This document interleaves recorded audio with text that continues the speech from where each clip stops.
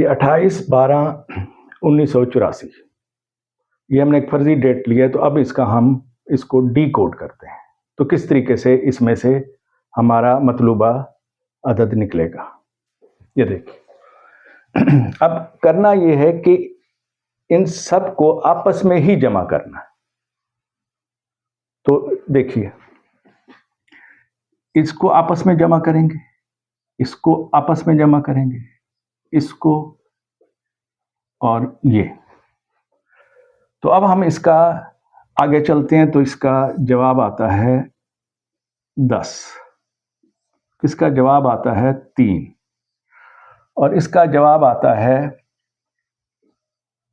22। तो अब चूंकि इसका 10 है, ये 3 है और ये 22 है, यहां एक बात समझने की ये है कि अगर आपकी डेट सिंगल डिजिट पे है तो वो सिंगल ही रहेगा, फिर जाहिर है उसको किसी से हमने जमा तो करना नहीं है।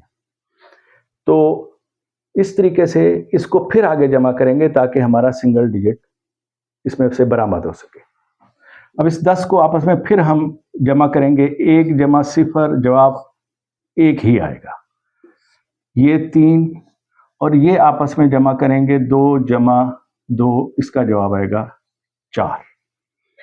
तो अब तारीख का हमारे पास सिंगल डिजिट आया 1, महीने का 3 और साल का 4। तो अब फिर इसको आपस में जमा करके हम एक डिजिट ले आएंगे। अब जैसे 1 जमा 3 जमा 4, तो ये हुआ 8।